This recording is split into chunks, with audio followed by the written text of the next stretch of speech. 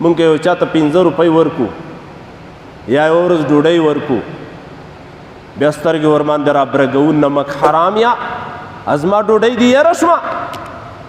نمک حرام یا ته خو ما په خپل کور کې ساتلې نمک حرام یا پلانکي ورځ باندې چې ما له تا سره 15 روپۍ کومک کړی و ا دې هېر شول څومره احسانات په هغه مسلمان باندې بارو مونږ او دی الله وإن تعدوا نعمة الله لا تحصوها او په مونږ باندې چې چا احسان کړی څومره عاجزي ورته کوو یو مشر وي څومره احترام او ادب باندې ورته قایل یو د ده په مخ کې په لوړ غږ باندې غږېږم نه غلي ناست یو الفاظو سره م احتیاط کوو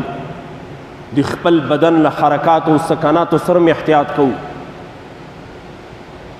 بیا چې احسان هم را باندې کړی وي او 15 روپۍ کومک هم په وخت د ضرورت کې را سره کړی وي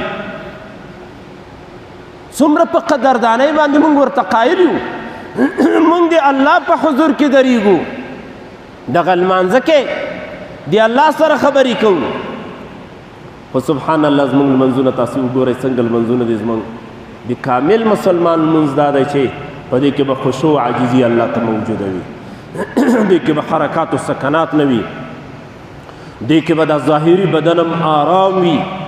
او په دې کې به د زړه توجه هم د الله په طرف باندې وي دا زړه به د الله د عظمت او د الله عز وجل د خوف نه ډک وي په دې زړه کې به ته د الله عز وجل د لویۍ عقیده ساتې لاسونه به د یو بندي غوندې په نامه باندې نیولي وي سبحانك اللهم دی الله سره به خطاب کوي پاکی د تا لره یا الله ای الله ته پاک ذاتي ایاک نعبد و ایاک نستعین یوازې یوازې تا ته بندګي کوو یا الله او یوازې له تا نه موږ مدد غواړو کومک درنه غواړو اهدنا الصراط المستقیم دی الله سره خبرې دي مکالمه ده ای الله موږ ته سمه لاره وښیه په سمه لاره م روان کړه یا الله په رکوع کې الله عز وجل ته سبحان ربی العظیم په سجده کې سبحان ربی الاعلی بیا الله را په زړه کوي سمع الله لمن حمیده عقیده به دا ساتي چې دا زه کوم حمدونه وایم دا الله اوري هر څوک چې د الله حمد و ثنا وایي الله عز وجل اوري